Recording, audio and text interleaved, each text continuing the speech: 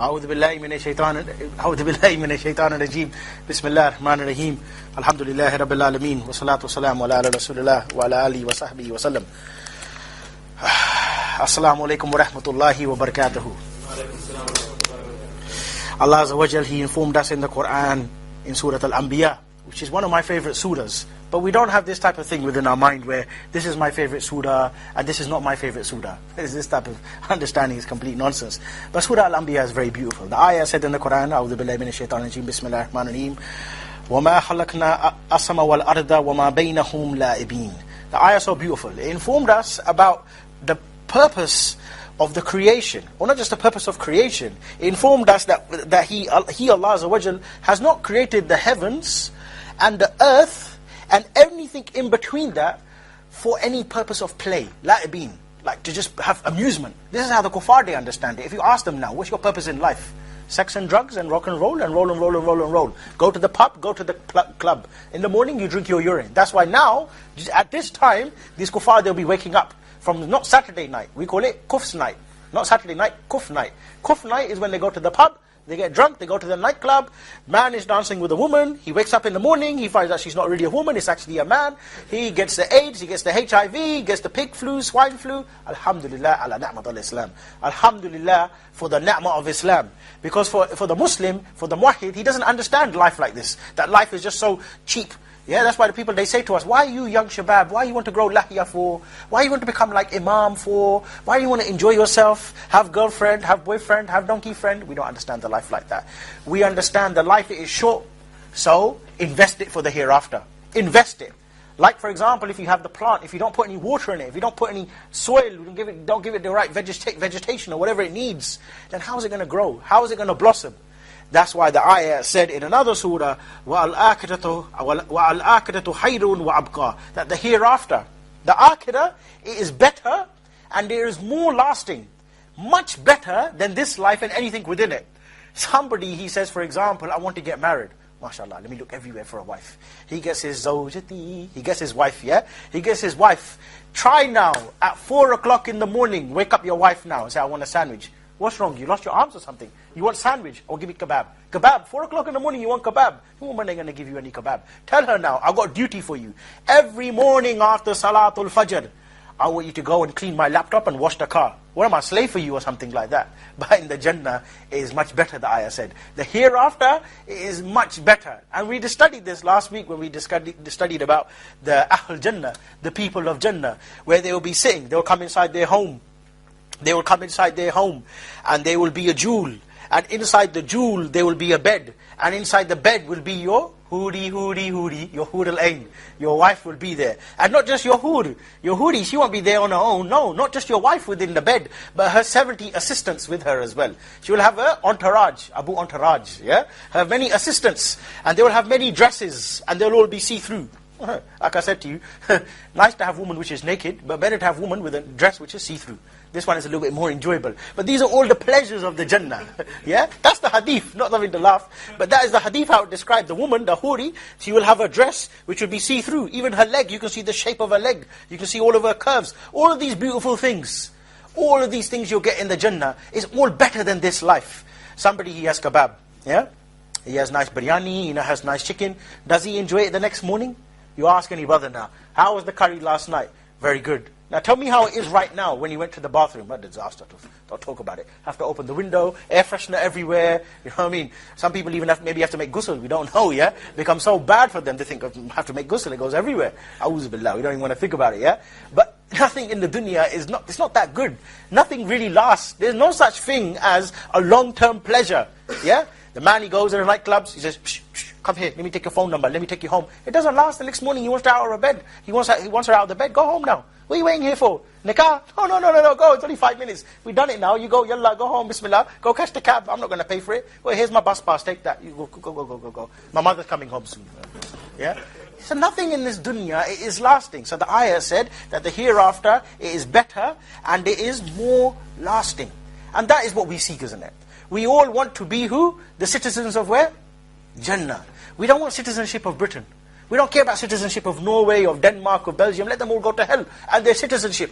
One day we should do a demonstration. We all come out and we burn the passport. Yeah, you and your idol go to hell. Democracy go to hell. Let your freedom go to hell. We burn all your passport. Yeah, la ilaha illallah Muhammad Rasulullah. Inshallah, we do that in Norway, inshallah, one day. But one of the things which we suffer from, my dear brothers, in terms of us seeking the Jannah, is a disease known as al-ghafla. Al-ghafla is where you start to neglect the duties which Allah He prescribed upon you. And it happens with us so much. It could be your salah. It could be your da'wah. It could be your commanding good, forbidding evil. It could be you having ghafla as an imam, where you see people being bombed inside Palestine, in Philistine, and you're sitting there like moderate chocolate coconut imam, talking about wudu, or talking about dream interpretation. And this happened inside Mecca, in fact, as well. In Balad al-Haramain, in Mecca Sharif, it happened when they were being bombed inside Gaza, maybe a year ago, or was it 2 years ago. The imam, he was talking about dream interpretation. Friday, we were outside the masjid, so-called masjid. Yeah, and this idiot, he's leading it, Haytham al-Haddad. He's the one who says voting is allowed inside this country. Sheikh Abu Hamza, he's been inside behind bars, they say, for like 5, 6, 7 years now. And he's finished his sentence. He should be released now. But he's pending an extradition to America. Imam was speaking about that? No. And we had the leaflet. I've got the leaflet. It's not in this jacket. I had a leaflet. We had leaflet with us. We were giving to the people. And subhanallah, the people looking at us as if we're telling them to worship the shaitan or something. As if we're telling them, Yawmul Qiyamah about to come. Yaki, come support the Asir. You don't know Sheikh Abu Hamza. We're not talking about any old masjid now. This so-called masjid is 10 minutes walk away from a place where there are 200 Asir. Over 200 Muslims are sitting behind bars. People like Sheikh Abu Qatada has been there. People like Sheikh Faisal. Abu Hamza is there. We're talking about brothers who I know myself. Many brothers I know. I've seen them in Dawah. I've met them here and there. They've been arrested for no other reason except that they're Muslim. Muslims have been arrested only because they say the Shahada. Muslims who have been behind bars, and I've heard stories, firsthand, I'm not making this up, where Muslims have arrived to the prison. And when they come to their cell, the prison guard has already come inside and he's wrote on the wall, F Allah. Where they have a dog, they bought a dog inside the Belmarsh in one by the cell. And they called the dog, they said, this is Allah. A'udhu billah. This is what's happening. And this is 10 minutes away from that very prison, and you don't want to support one demonstration. Should be on the minbar you are talking about the Asir every single week. Should be you be doing demonstration every single day. Dare us to have Asir behind bars and we remain silent. A'udhu billah. Rasulullah sallallahu alaihi wasallam, he said, the one who remains silent upon the evil, he is like a dumb shaitan. Like dumb shayateen, people are walking out. What do you mean Asir? Well, I spoke to one guy, so-called Salafi, we gave him leaflet. I said, why don't you come? You come and support the Asir. He said, I won't come. Why not? He said, you got picture on the leaflet. SubhanAllah. He goes, haram does not justify the means. I said, so there's about maybe 50, 60 people here who don't have lahya. Why don't you tell them not to pray Jummah? How are their Jummah going to be accepted if they don't fulfill the fard of the bid? Yeah? So don't use stupid argument and say that because we got a picture on the leaflet, therefore you can't come to the demonstration. Why don't you tell me the truth? Your issue is the sheikh. You don't like the sheikh, that's why you don't want to come. No, I don't want to talk about it. Other guys pulling him, all this and that, all this sort of business. And this is what you find. People, they start to have al-ghafla. And this affects all of us. Not just, I'm talking about that particular incident, but all of us, we have this ghafla. We start to become neglectful of our deen. Where we don't have this self-accountability. And this is what we begin to understand when we talk about al-ihsan. What is al-ihsan? Many people, they talk about this. Aki, concentrate on yourself. Hide yourself inside the masjid and talk about Iman, Ihsan. Oh, he's going up very high with the Sufis and flying in the sky like Superman and everything like that. This is how people, they talk about it. When they have these type of dars, they just come there just for some emotional factor. They just want to come here and just cry, la, la, la, we're so bad. They're killing us inside Afghanistan because you didn't wake up for Fajr. La, la, la, la. What are we going to do outside? Let's have pork and let's have all the haram meat. Doesn't matter. Or we're going to send a bed to the people inside Palestine. That's what the people, they say. Stupid idiots.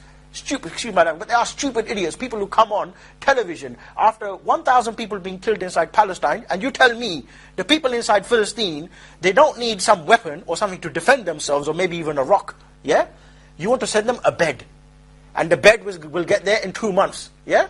First of all, to send bed there, not bad. But you know what you need before you have the bed? You need hospital. You need to have hospital. But become completely upside down. People were being killed inside Bosnia, I remember, maybe over 15 years ago. And people were saying, we're going to send a cake there. The people are being killed inside Bosnia, you want to send them a cake. What planet are you living on? This man complete majnoon. What's wrong with you? Some people, you need the Qadi Hisbah. That's why I like, this is a good job. You know the Qadi Hisbah? He is the man who walks in the marketplace, he watches who's stepping out of line. Hisbah, he's walking a little bit funny, come here, yalla, give him a couple of slaps. This woman is walking a little bit funny, no problem, I won't touch you. But we got one of those big, you know, Usama, yeah? Usama, she's the big one, the heavyweight one of the marketplace. Hey, we're coming over here. No, when you walk, you remain silent, walk against the wall. Wear Papa Khimar and Jilbab and Niqab. You don't walk around balboos, looking like one Beckham or one of these prostitutes or one of these whores. We don't do anything like that. Inshallah, we will have the Qadi Hisbah one day, inshallah, and we will change the marketplace. That's why I believe one day they can have all of these Tawahid in charge, but we will put the niqab on the face of Queen Elizabeth, inshallah, inshallah, and on the wife of Obama as well. And we'll make Obama our slave as well, inshallah. Yeah, that's right. He can clean our shoes, inshallah. See, remember the time of Salahuddin Ayyubi, when one Muslim, he had 30 kuffar as captives. Yeah, he had like war booty, ganima, yeah? And he traded them for a pair of shoes. That's the worth of 30 kuffar, not worth anything. He's less than the ant. He's less than the insect, less than the dog. Dog, he has more izzah than the kafir. At least the dog, he's loyal towards you. Yeah? Can't leave kafir next door to you. That's why they say, Janet and John move to this place. Janet goes to work, and then Mike comes around and he gets to work. And afterwards they have a baby and they don't know whose it is. One blue eye, one green eye. Whoa, what's going on there? You know what I mean? Yeah. Blonde hair there, we don't know what hair is down there. Yeah, they're completely mixed up. Yeah, that's the kuffar. But ihsan. Ihsan is to worship Allah as though you see Allah, but you don't see Him, but you know He sees you. Imam al-Qurtubi, he gave very good definition of al-ihsan. He said it is to have continuous self-accountability. Continuous self-accountability. Meaning always account yourself. What did I do today for the sake of Allah? What am I going to do tomorrow for the sake of Allah? Is this ibadah or is this bid'ah? Is this upon the sunnah or is this based upon innovation? Is this from Islam? That's why كُلُّ عَمْلٍ لَيْسَ عَلَيْهِ أَمْرُنَا فَهُوَ رَدٌّ. Any action not based upon this deen is rejected. People, they don't want to refer to the Sharia. You ask them, for example, now they say, we need to vote for this MP and he will give us our rights. Okay, is that allowed, first of all? I need to look at the Quran and the Sunnah. What does it say? Allowed, not allowed? People, they don't want to look. They don't have this self-accountability. Mu'adh ibn Jabal, he was given very good advice, radiyallahu anhu, by Rasulullah sallallahu alayhi wa sallam. He said, sallallahu alayhi wa sallam, ittaqillah haythama kunta. He said, fear Allah wherever you are. So applicable to our reality today. Because people, what they say is, I am from Morocco, and I will go to Belgium. And when I get to Belgium, there's no salah upon my neck. I am from Pakistan, and when I come here, deen over there, but dunya over here. We make separation from Islam, from our life's affairs. That's why we don't have the separation between the Aqidah and the Sharia. And what people, they say is, practice Islam inside your house, but when you go outside into society, don't call yourself Muhammad, call yourself Mo. Bilal, he become Bil. Yeah? Whatever it is, Yaqub, whatever it is, he calls himself John. Yeah? And he wants to fit in within society. We don't understand it. We don't make separation between that. He said, ittaqillah haythama kunta, fear Allah wherever you are, in the public as well as seclusion. When you are on your own, fear Allah. And when you're in society, fear Allah. And there's two types of people which fall into this category. And both are as bad as each other.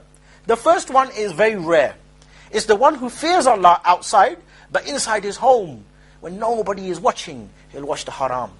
He'll do the haram. He'll speak haram. Outside he's Bismillah, MashaAllah, Allah Akbar. You got to have the sunnah. Inside his home he uses bad language with his own family. Yeah, he swears at his wife. He doesn't look after the children. Maybe he beats his family up or whatever it is. Maybe he doesn't treat his own mother properly as well. And I've heard stories like this. Brother is so called upon the sunnah. We hear last night he beat up his mother. A'udhu billah. How did you touch your mother for? Oh, she said something, I didn't like it, blah, blah, blah, whatever it is. Those type of people, they are in the minority. But who are in the majority? Those people who say, ittaqillah, within the home, but outside in society, balboos, do whatever you want. We don't care about the affairs of the society. Whereas a Muslim, he is somebody who cares. You cannot be somebody who says, I don't care about these kuffar, let them all go to hell. I have to have care. It's my concern. As a Muslim, whatever I witness, whatever munkar I witness, I must address it. That's why the hadith of Rasulullah said, Man ra'a minkum munkaran fa hayya yudi fa illam yastati bil lisanihi wa illam yastati fi qalbihi. The one who witnessed the munkar, I see munkar around me in society, I must address that. That is my concern. If I'm in a place and I see all the shabab and they're all smoking and drinking and going to the nightclub, I must speak to them, I must tell them. Yeah, I can't be somebody who remains silent. And if you're not changing by the hand and speak out against it, then at least hate it within your heart. How many people they do that? Instead, you find a man who is supposed to be a man of taqwa inside the home, he start to come out and start to be like shaitan. And worse, Worse is he has title of Sheikh, Imam, and he starts to do everything in the name of Islam. In the name of Islam, he starts to promote his kufr. In the name of Islam, he starts to promote his shirkiyat. And this is what we find nowadays. Umar al-Faruq, he said, beautiful statement of Umar al-Faruq, radiyallahu anhu, he said, account yourself before you are brought to account. What account is he talking about? Bank account? I'm talking about bank account. Let the bank account go to hell and give us all the money, yeah? Before it goes to hell. Yeah? Account yourself before you are brought to account. Meaning, check yourself. See your deeds. Before on Yawmul Qiyamah, your deeds are brought in front of you. And he went on to say, weigh your deeds. Beautiful words. That's why Rasulullah said, if there was another Nabi after me, it will be Umar. You see? Way he used to describe things. Weigh your deeds before they are weighed. And that's something we should do. We should do immediately, straight away, without any delay.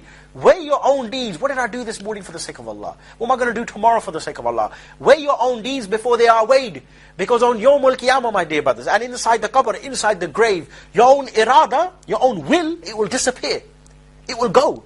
You think you can go to the qabr, to the grave, and start to say, now, I'm going to start to pray, Allahu Akbar, pray Salah. You're gone now. This body is just a shell. Everything will testify against you. For the sake of your own stomach, you used to eat haram, your own stomach will testify against you. For the sake of maybe entertaining your mind or keeping your nafs happy, you used to swear and lie. Lying and telling jokes, that's not allowed. Yeah, to tell joke is allowed, but don't tell lie. Yeah, you used to tell lies, maybe become actor. The acting is not allowed either. Yeah, so people start to become Muslim actors. You start to do all of this for the sake of your own nafs. On Yawm al-Qiyamah, you'll know about it. For the sake of your own hand, think about it. I used to try and keep you happy. Yeah, by maybe punching him, or maybe rolling this up, or maybe throwing this at somebody. Yeah, your own hand, it will testify against you. For the sake of your own private part. For the sake of your own private part, to keep it happy, you used to look at the women. Your own eyes will testify against you. SubhanAllah. So we got a lot against us. You might think to yourself, he never saw me, or he never saw me, so I can do the haram. Don't worry about him, don't worry about him. Worry about everything here. That is the biggest intelligence agency against you. Allah got His own intelligence against you, and it's more closer to you than you think. You're worried about the camera outside, or this person, or that person, or he's taking a picture here and there. What about your own hands? What about the malaika? They're recording everything. No, the ayah said, every atom's weight of good you do, you'll know about it. Every atom's weight of bad, of evil you did, you'll know about it. You'll be informed about it. Don't worry, you forgot about it. You will be informed. There's somebody there with the report. Somebody is there with the file. That's why he said, weigh your own deeds before they are weighed. And Rasulullah sallallahu alaihi wasallam, he said, the Jannah is more closer to you to give us good news, not to become depressed, than the strap of your shoe. What is on your shoe? Jannah is that close. But he went on to say, and so is the hellfire. So is the hellfire. The Jannah is so close like your shoe, and the Jahannam is so close for your shoe. So somebody who is Ahl Jannah, or he wants to become citizen of Jannah, he finds out, this is what it could lead me to the hellfire. Yeah, this is what could lead me to the hellfire, so let me stay away from it. That's why you can see, with Ahl Jannah, they have particular qualities. And if we study this hadith, very briefly, you will see, those qualities are very unique. And Jannah is not for everybody. Rasulullah sallallahu alaihi wasallam, he said in Sahih Bukhari, this is reported, there are 3 qualities. Anybody who has them, he has tasted the kebab, no, sweetness of Iman. Many people, they talk about this. Iman, Isan, like those people, yeah? We need the sweetness of Iman. He said, the one who loves Allah and His Messenger more than anything else. Think about that now.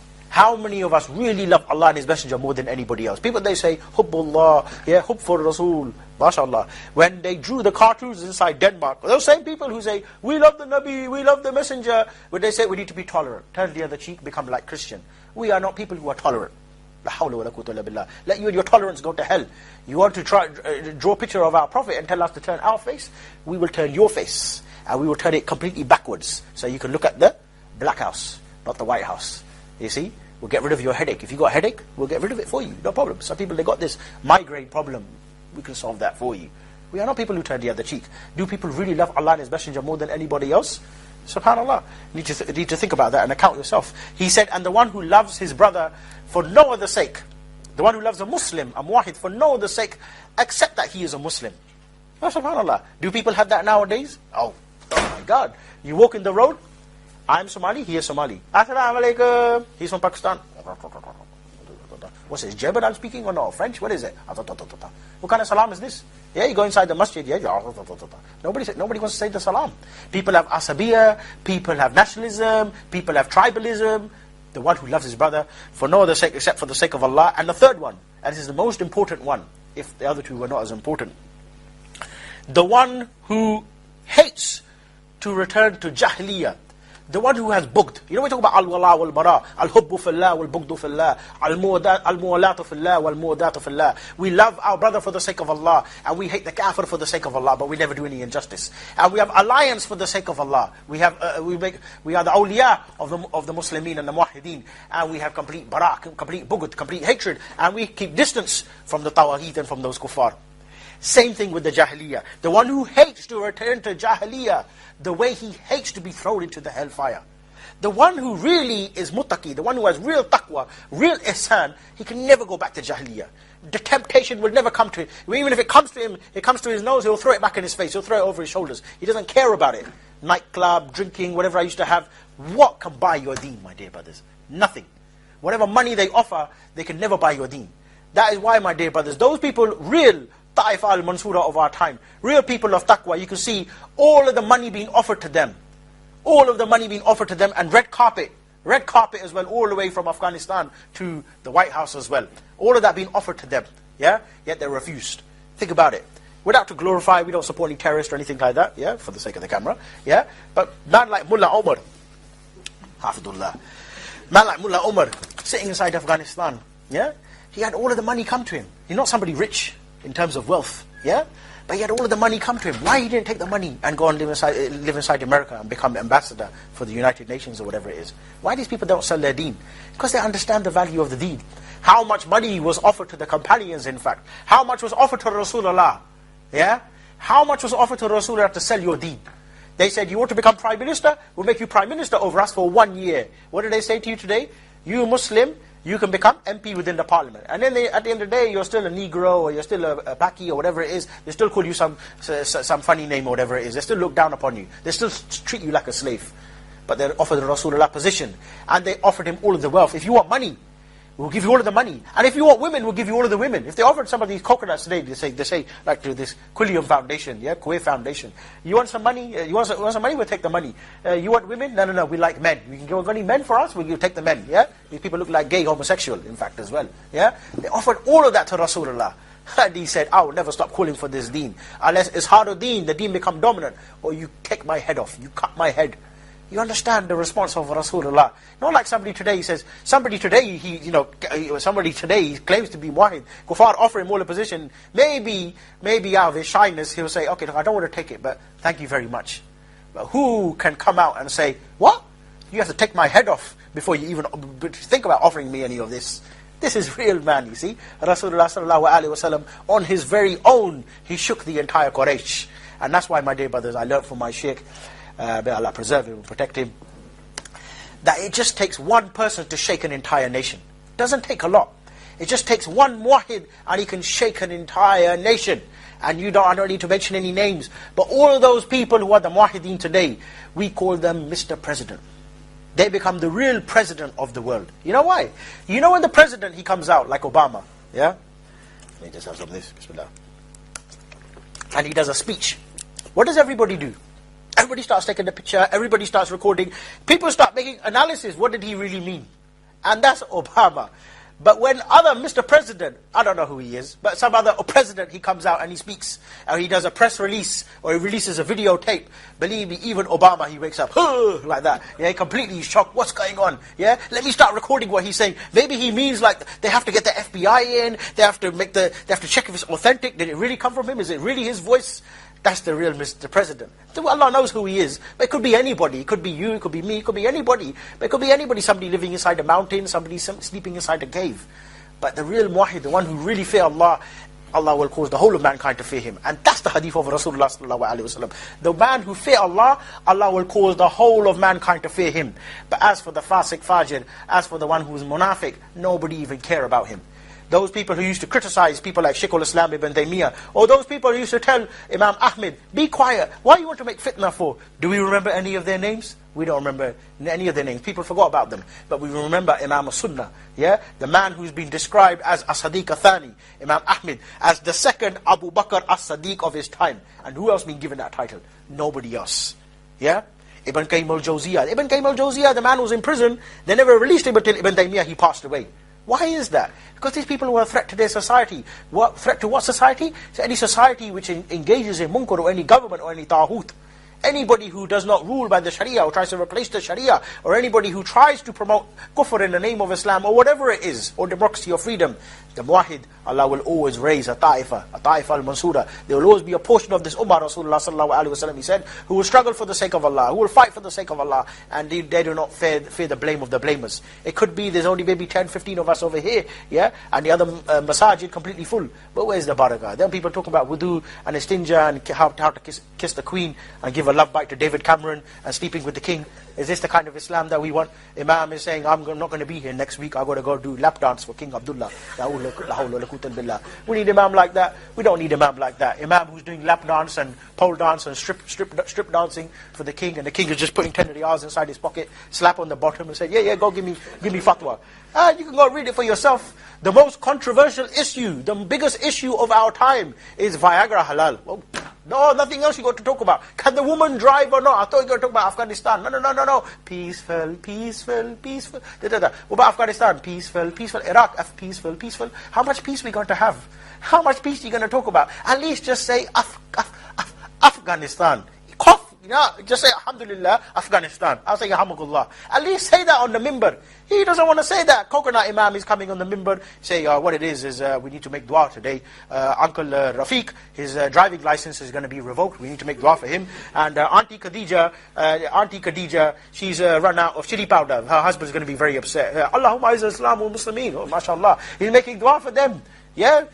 People become mujahid of curry powder. People become mujahid of the driving license. But nobody want to make dua for the asir. Nobody want to make dua for those captives. Nobody want to make dua for those people struggling for the sake of Allah. So he said, the one who hates to return to Jahiliyyah after Allah has rescued him, the way he hates to be thrown into the hellfire. Meaning, somebody who has this type of psyche, who has this on his mind, he loves Allah and His Messenger more than anything else. What's the second one? He loves a Muslim for the sake of Allah and for no other sake. And the third one, he hates Jahiliyyah, the way he hates to be thrown into the hellfire. This is a person who is targeting Jannah, meaning he wants the Jannah. Do we have that today? If you think about it, who here wants Hood? Just put your hand up. All of you. Hood? Two hands, yeah? Everybody want Hood Lane, everybody want Jannah. But really, my dear brothers, without to ask you now, I don't want you to put your hand up for this, yeah? But we had mostly all of our prayers today, from the Fajr, Dhuhr, Asr, and Maghrib. After any one of those salah, when did you raise your hands and ask for Jannah? My God, we did it. It's a fact of the matter. Maybe once or twice there, but when did we really ask for Jannah? Somebody, he wants wife. Forget dua, brother, he'll travel all the way from Norway to Timbuktu, all the way from Jamaica back to London. I want wife. Zawjati! Crash the plane and he'll die along the way. He wants his Zawjati. He can't get, where's my Zawjati going to come from? He's begging everybody, he's ringing everybody up. And you get some people like that. SubhanAllah, I had this happen with me a lot, yeah? He rings you up once. He says, Haki, I need to get married. Inshallah. The Saudi, inshallah. Next day, Haki, you got wife for me. Oh, no, you just rang me yesterday. Every morning, 7 o'clock, 8 o'clock, this happened with me. One brother, SubhanAllah, Allah give you Jannah. One whole week he is calling me. Every single morning, 9 o'clock. Even, this brother lives 1 hour and a half away from me. Then after 1 week, he started coming to the house. Abu Waleed, you got wife for me. What are you coming all the way here for? Stay over there, I'll tell you, I'll phone you when I get you a wife. I've got cake for you. MashaAllah, give me the cake. I'll let you know when I get the wife. They got the cake for the children. Yeah, MashaAllah. Pretend I made it as well afterwards. Keep the children happy, you see. You see? But somebody, he targets the Jannah. Somebody wants the Jannah. He will ask Allah. And who better to ask? Who else can give you the Jannah except for Allah Azza wa Jal? Prime Minister? He can't. Obama can't give anything. Obama, he only gives himself a headache. How's he going to give you the Jannah? Yeah? I would have surprised me one day. In fact, these stupid idiots, yeah?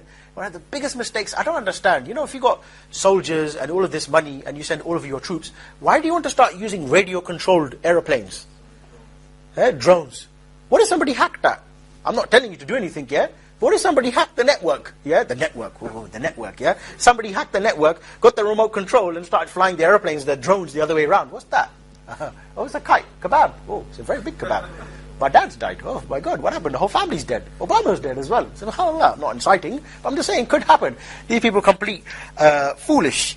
The greatest ni'mah, my dear brothers, in the Jannah. Allah will say to Ahl Jannah, are you satisfied? Are you happy? And what will the people they say? How can we not be satisfied? We got everything now. Allah will say, do you want something better than that? What could be better than Jannah? Yeah? Abu Antaraj.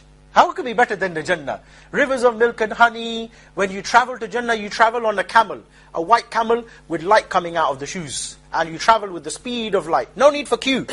I had queue here. I had to jump on plane to go from London all the way to Norway, to Denmark, to Belgium, to Germany. Now I want to have a queue again as well. No. You travel with the speed of light. And in your house within the Jannah, everywhere there is a different jewel, different rooms. And in every jewel there is a different gift waiting for you. And when you go to the market every Friday, you become more beautiful. What's better than that? Nowadays we come back after the Jummah, you become more round. MashaAllah. Where do you? No kebab you had? Yeah, MashaAllah. Ikhwan, what can we do? The Ikhwan. Just blame the Ikhwan for everything, yeah? You got a weight problem, it's the Ikhwan. Yeah? You got arrested, it's the Ikhwan. Oh, it's Ikhwan. You see? You go to the market, you become more beautiful. And when you come home and your wife says to you, or your family says to you, you become more beautiful, you turn around and you say to your family, and you become more beautiful as well. That's nice, isn't it? Most people, they come home, his wife become bigger and bigger and bigger, because she's had 5, 6 children. After that, you want second wife. Second, third, 3, 4, you can't only have 4 wives. Can't have more than that, okay? Stop being greedy, okay? You can't have more than 4 wives, yeah?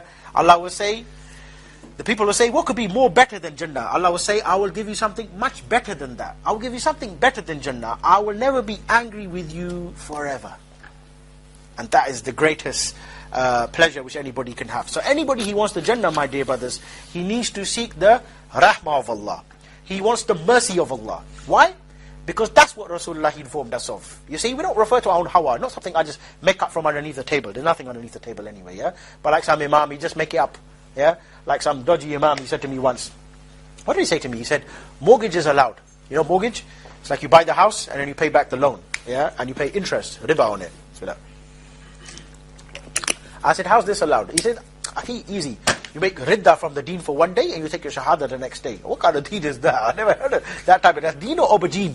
This is the Jeep kind of deen you got there. Deen or aubergine, yeah? You become kafir for one day. That doesn't sound too bad. Every Friday become kafir. Do all of the haram, next day take your shahada. Like Christian, yeah? That is not the case. You want Rasulullah sallallahu alaihi wasallam, when he was asked, are you guaranteed the Jannah? By Aisha, al-Mu'mineen. Rasulullah said, even I cannot guarantee myself the Jannah except without the rahmah of Allah Azza wa Jal. So you want the rahmah of Allah, and how you get the rahmah of Allah? You need to target Ridwanullah. What is Ridwanullah? The pleasure of Allah. You want to please Allah for Him to give you the Jannah. Like for example now, I want Brother Asad to give me his car. Why is he going to give me his car? What do you give me? What am I going to give you? Nothing. Just give me the car for free. MashaAllah, nice if he gives me the car for free. Think about it, yeah? Yeah. But I need to give him something. So he will say to me, for example, every Friday I want you to come, wash my feet. Yeah, I'll wash your feet. Alright, no problem. Every Monday I want you to make me kebab. Every Monday. What about every Tuesday? Every Tuesday, I don't know, make me chicken, make me biryani, make me chocolate, do something for me. So I give something and you get something back. And this is what we need to target. Ridwan Allah. You do something, you get something in return. You worship Allah, you obey Allah, you follow Him, you obey Him, you follow His commands, and you stay away from the prohibitions. You follow the Amr and the Nahi, and you act upon the Akbar, which is the Quran, the command to do, the command not to do, and all of the information contained within the Quran. You follow the text. That is Ridwan Allah. You get the Jannah. So, the only way you can do that is by seeking His pleasure, by obeying Him, by following His commands. And how to do that now? How are we going to follow His commands now? He's got his own way. I've got my own way. You said follow that direction to Jannah. He says follow the Jannah to that direction. You know where we're going to end up? Only one place, the hellfire. So we need a map if you want to become citizen of Jannah. If we want the road to Jannah, we want a road now to Jannah. We want the road to Jannah, we need the map. Where's the map? The map is the Quran and the Sunnah. That map cannot be cut up. You cannot turn it upside down. Yeah? So if you tear any pages out of it, start to put Tipex over it, start to cover this chapter, that chapter, you're not going to get the Jannah. Like I say to you now, for example, we're going to go to Derby, north of England. We're going to go to Derby now. Yeah? He says he's got a map. What's the map? What language is it in? Chinese. Nice for the Chinese people with some DVDs, but they can get there. I can't get there. How I want to get there? I need it in my own language. I need it in a way which I can comprehend, and I need it in a way which is accessible and understood correctly. So the road to Jannah, my dear brothers, it needs to be free from any bid'ah, free from any coconut Islam. Who is the coconut Muslim? The coconut Islam or the coconut Muslim is the one whose inner and his outer is completely different. The coconut Muslim is the one who says, Qul ya ayyuhal kafirun. No. Let's make new chapter. Surah As-Salam. MashaAllah. That's why you test these type of people. You ask them. He says, Aki, don't tell me about Quran. I read Quran 1 million times. 1 million times. Did you read Surah As-Salam? 1 million times. There's no such chapter called Surah As-Salam. You're just being naughty. Idiot. Surah As-Salam. Yeah, Surah As-Salam. Surah Peace. Yeah, Surah, I don't know, America. What Surah America? Where does Surah America come from? You know what I mean? I saw this one man, he said, I'm police officer. I said, haram, you can't do that. In fact, kufr, can't do that. Become kafir if you become police officer. He said, allowed. Rasulullah sallallahu alaihi wasallam said so. Big touch, sallallahu alaihi wasallam. I said, okay, where did he say so? He said, Rasulullah said somewhere inside the Quran. Rasulullah said, inside the Quran? I said, where you get this from? Hadith? No, ayah. Rasulullah said inside the Quran. Okay, no problem. This one is Majnoon. Better not to talk to the Majnoon people. The one who speaks to the Majnoon, who is really Majnoon? Him or you? You need to question that. You see? That's why, just on a side note, there's no salah around the Majnoon person. Sit down and pray. Don't bend down and pray. You go into sujood, you don't know what that Majnoon person is going to do to you. Be careful. Remember that, yeah? If you get arrested, you need to be careful of that. So the road to Jannah, my dear brothers, we can summarize it in 2 words. There's 2 words which would lead us to the Jannah or to the paradise. And they are known as Al-Amul Salih or Al-Amul Talih. The good deed and the bad deed. Amul Talih, like Talih, comes from Talafi. I like that one. Talafi. Opposite from Salafi. Salafi, good pious predecessor. He follows Nahul Salaf.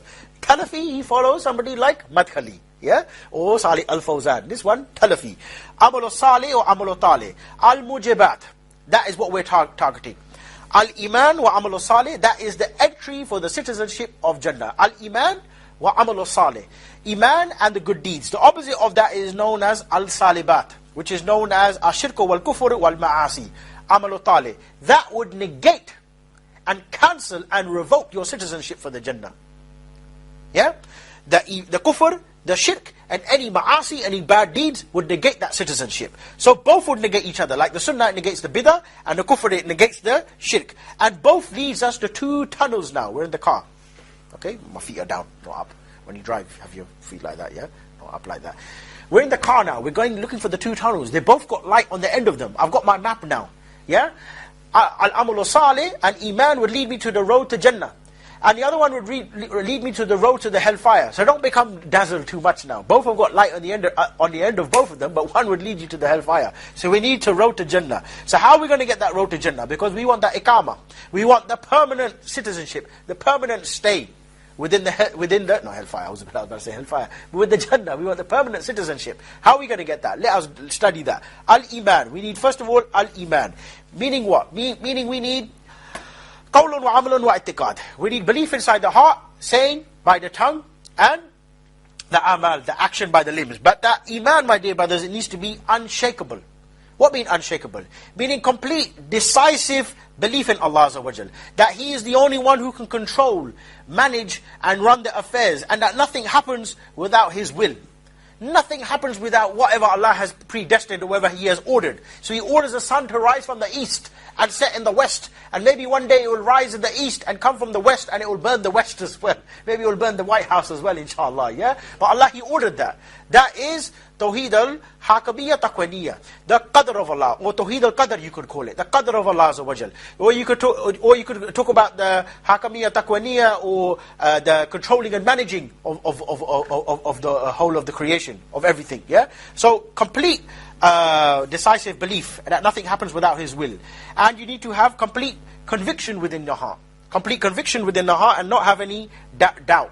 That He is the only one who can provide for you. He is the only one who gives life. He is the only one who takes life. So unshakable Aqidah. Meaning what? What does this mean for us when we have unshakable Aqidah? It means that when any problem comes to me, I will never compromise.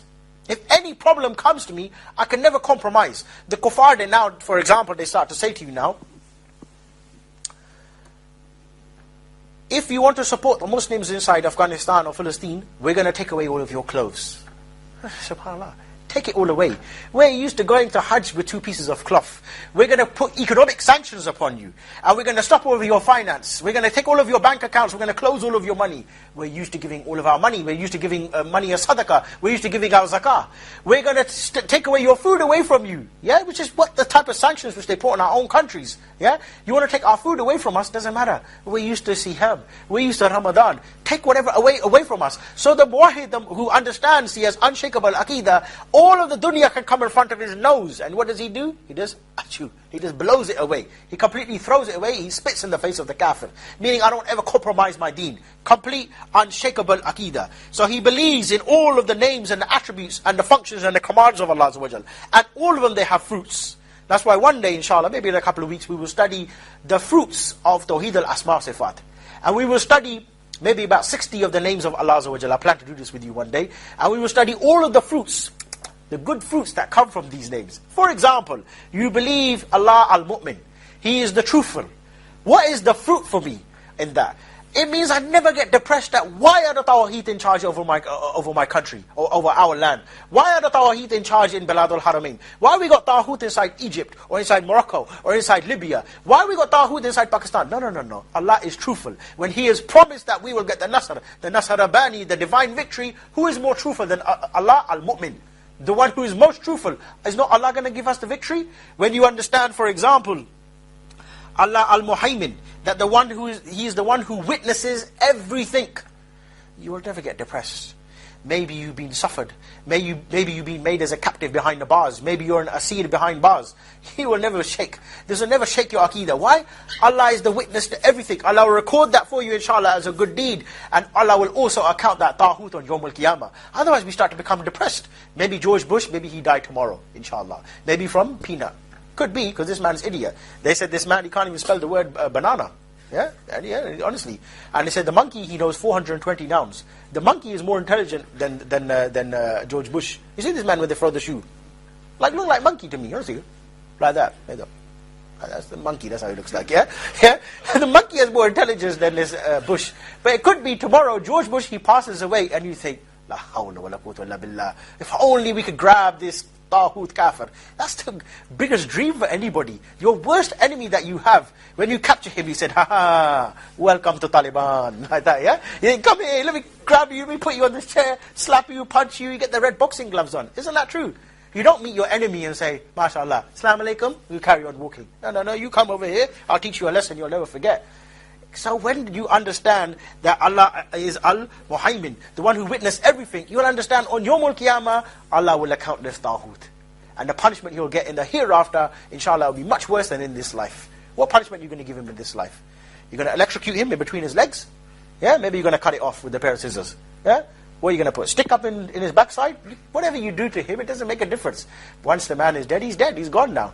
But when he dies, Allah will account him. So that has fruits. Al-Muhaymin, the one who witnessed everything. For example, you believe Allah Al-Jabbar, the one who overpowers everything. How man he become depressed? What can we do, Aki? Miskeen people we are. They go Iraq, they go Afghanistan. Allah Ghafur Rahim, just sit down, go to sleep. No. Allah Al-Jabbar, the one who overpowers everything. If he wants, my dear brothers, he could turn America completely upside down on top of his head. And that's why they said in 2003, they said on the east coast of America, there was a complete electricity blackout. And all FBI, they become concerned. Maybe Al-Qaeda, Qaeda this, Qaeda that. Everybody become Qaeda. You know what I mean? They arrested one man, and they said he is the chef of Bin Laden. The chef of Bin Laden. Not the chef, the driver, taxi driver for Bin Laden. As if that's a big crime. A lot of Afghani people, they're drivers. Isn't that crazy? A lot of people from Afghanistan, taxi cab drivers, isn't it? Yeah? Okay, maybe he's thinking about it. Yeah? A lot of people you find are taxi cab drivers from Afghanistan. I know many people from Afghanistan. What's wrong with that? Probably tomorrow they'd arrest the chef of Bin Laden. What kind of meat does he like? He likes white American meat, chicken legs flying inside helicopters. Maybe that's what kind of meat. What kind of stupid question is that, yeah? You're complete idiots, yeah? But when you know Allah Al-Jabbar, the one who overpowers, he can turn America completely upside down on his head. It could be Allah to send his Jundullah, his angels, to completely strike terror in the hearts of the kuffar. And it happened. It happened In Bosnia, it happened in Iraq, it happened. We hear many stories. You can go online, you can research these and find out yourself. There was a story of a bunch of Serbs. They were captured by the Bosnian Mujahideen in the Bosnian War. And when they captured them, they said, when we came out of our tanks, because earlier incident, there was two Muslims, they came out of a tank, and they were surrounded by the Serbs. And those Serbs, they completely ran away. Meaning the kuffar, they completely ran away. In fact, there's only 2 of you, and 50 of them, but the 50, they run away. When they captured that same kafir afterwards, they said, there was only 2 of us, what made you run away? They said, when you come out of the tank, we saw white creatures coming out, made out of light. We never seen these things before, we completely become shaken, and we ran away. SubhanAllah. Inside Fallujah, my dear brothers, in 2004, same thing happened over there. They said reports from Fallujah, they said that inside Fallujah, when it was completely, in Fallujah, they dropped this white phosphorus. Same thing they use inside Palestine. White phosphorus, it burns the skin and it gets to the bone. Yeah? And they said in 1 week, 3,000 people were killed inside Fallujah. Allah give them a Jannah, inshallah. For those, inshallah, Shaheed, inshallah. They said inside Fallujah, Americans were running away. Why? Because they saw white horses. And there's no such thing as a white horse inside Fallujah. Big white horses. Muslims, some of the Muslims who were there, they said, we went from house to house with no food. And we came inside the house and we saw a big melon, about this big. A big melon. And there's no melons which grow inside there. The whole city is like, where does melon come from? Jundullah, the rizq from Allah Azza wa Jal. You see that? So when you understand Allah Al-Jabbar, who can overpower me? You want to send all of your troops inside Somalia? You want to send all of your troops inside Yemen? Allah Al-Jabbar, Allah can give victory to the Muslims. He can overpower all of you. Who is more powerful than that? That is the biggest arsenal that we got. The biggest military weapon that we got is Allah on our side. With Allah on our side, and Rasulullah, and the Jundullah, what more we need? What more do we need? You see that? One American guy, he said in 2001, when they were going into Afghanistan, they said, we'll defeat these people, no problem, within 6 months. And there was one British guy, no, it was a British, excuse me, and he used some particular words. He said, these people, they just got, torn rags, holes inside their shawar kameez, inside their thob. What weapons they got? They got nothing. What year is it now? 2011. Wow, what's up going on there? Now they talk about, we need to have peace agreement with the Taliban. We're not glorifying terrorism or showing any support for any terrorists. We're nothing like that. We are moderate Muslim, but not moderate Muslim. Yeah, Muslim, the one who lives in the dark. He's living in darkness. Muslim, the one who has light, Iman. Yeah, you have the nur of Allah, inshallah, on his side. Yeah, but it's a fact. It's a political analysis which we're merely making and saying, look, you said you're going to finish in 6 months. Why haven't you finished? We're concerned for you. Why hasn't the war on terror finished now? It's 2011. I'm suffering here as a Muslim because you keep putting my taxes up and I can't buy kebab. Pull out your troops and I can buy my kebab. Make my kebab cheaper. For the sake of the kebab, pull out your troops. Not for the sake of your troops. I don't care about them. They can go there, do whatever they want. Yeah, but I want my money. I want my kebab. Pull out your troops for the sake of the kebab, please. No, we don't do that anyway. Yeah, but it could be like that. When you understand Allah Al-Mutakabbir, He is the one who puts down anybody who is arrogant. That has fruit as well. This kafir, he come out and he insult the honor of Rasulullah. Inshallah, maybe one day he's coming. Allah will send down the sun with a beam and maybe blow up his engine. I'm not inciting anything, yeah? But it could be Allah, He could send it down. It could be you incite it, not me. Could be you may raise your hands and ask Allah, Ya Allah, punish this man who insulted our Nabi. And everybody, they say in the dua qanut, Ameen. Who is the one who's going to respond to that? Al-Qaeda? Nobody's going to respond to that except Allah Azza wa Jal. Ad-dua huwa al-ibadah. The dua is ibadah. And who better to respond, to accept that dua and to respond to that dua than Allah Azza wa Jal? You see that? It could be anything. They said, for example, Sheikh Muhaysini, when he made the dua inside Baladul Haramain, on that very night, they said there was an American helicopter or plane which fell down inside Afghanistan. You see? So, help of Allah is always near. Help of Allah is always near. It can happen in any which way you want. How many times you read it nowadays? People, they come out and insult the Nabi, we hear some story, we don't know whether it's true or not. We heard he got blown up in a car. Well, nothing to do with me. I never done anything. I never told anyone to do anything. But maybe somebody, he made the dua, and maybe it happened because of that. So it could be because of that. It's the FBI, they're listening. They're in love with us, you see. When you understand Allah Ar-Razzaq, He is the only one who provides. That has fruit as well. The one who really understands Allah as the provider, you see, he has all of the shukr. He's always so happy, so satisfied. I've been inside brothers' houses. Wallahi, I'm telling you the truth. I've been inside brothers' houses. When you go inside their homes, they got one carpet. And inside their refrigerator, it's like a refrigerator like that, this big. Inside there, they've only got one date. One date. And you go inside there, you feel shy. You think, maybe I should go buy this brother food. He says, okay, come inside. There's about 20 of you. The room only fits 8. Plenty of room. MashaAllah, MashaAllah. Okay, you need anything? Alhamdulillah. Alhamdulillah, ala kulli hal. Allah, He provides so much for me. I've got one date, subhanAllah. SubhanAllah. And I've been to a session. We were having adab series with Sheikh Umar, where he was teaching us the adab of walking, talking. And he said, brothers, we need to stop now, because we need to have nikah. There's one couple, they come for nikah. And people, they don't want to get married nowadays. They said, if you want to get married, you need to have big wedding, big walima. Some dancer's going to come there and do all of this song and dance, this sort of business, yeah? People are completely crazy, some belly dancing, something like that going on, yeah? They had the nikah, and you know what they had the walima with? They had it with a walima with one chocolate bar. And there was 8 of us there. 8 of us there. Me, Abu Salihah was there. I remember Abu Salihah, I don't know if you met him, from East London. Abu Salihah, he got the chocolate bar and he took it to the kitchen with a plate and one knife and started cutting it like this. You know, like cake. He's cutting it. And everybody's having a piece of chocolate. Walima done, nikah done, go home and make baby. Yeah? Very, very happy. When you understand the rizq of Allah, your heart will become so satisfied. You will never feel poor. The one who doesn't understand rizq, he is always stingy. You ask him, give money for the dawah. Aki, I've got to think about my meat now. £5 I've got to spend there, £10 I've got to go there. He always feels poor. Because the rizq is not just money. The rizq, it is rizq, rizq al-dahira, the apparent, as well as al-rizq al-batina. The apparent rizq as well as the hidden rizq. What is the apparent rizq? The apparent rizq is what you can see in front of you. For example, he's got a very nice bottoms there, nice white ones, very nice cut, very good. Maybe you can take them off and give them to me. And make sure you cover yourself, yeah? He's got a very nice hat. In fact, he's got a very nice lahiyah. You agree? MashaAllah, Taliban beard, yeah? Maybe he can give that to me. He can't give it to me. It's stuck to his face. You try and take it off, it won't come off. Pull. It won't come off, yeah? That is the tangible rizq. Yeah? This brother got very nice shoes. He's got even better shoes. This one Timberland, this one I can't see. But he's got very nice shoes. Tangible rizq he's been given. All of that rizq you can see in front of you. But what is the untangible rizq? The rizq which is batina, the hidden rizq. It could be sukoon. It could be happiness within the heart when you see your brother. It could be ilm. Al-ilm, that is the rizq. Kafir, he can never understand that. Kafir, he can never understand the psyche of the Muslim because of that. You see? Why is it? We offer him all of the money. Why he doesn't want to work for the FBI? Why he doesn't work for the MI5? Why? Because he has rizq which you could never ever understand. And you could never ever buy that rizq. You see? So there are fruits of Tawheed al-Asma Sifat. There is fruits of Tawheed al-Ibadah. There is fruits of Tawheed al-Rububiyyah. And they are fruits of Tawheed al-Hakamiyyah as well. And we will discuss all of those fruits one day. We'll go topic by topic. The fruits of Tawheed al-Rububiyyah, of Hakamiyyah. In fact, we will talk about the fruits of Hakamiyyah for Europe as well. From Europe to Eurabia. We will study that inshallah one day. So you want to study and you want to believe in Tawheedullah, in all of the commands, not just to believe that He's the creator, but also that He is the commander and that He is the legislator. The ayah said in the Quran, in Surah Al-Anbiya, the ayah said, if there was two gods in the earth, if there was two gods, there would be complete corruption. There will be complete corruption and complete confusion.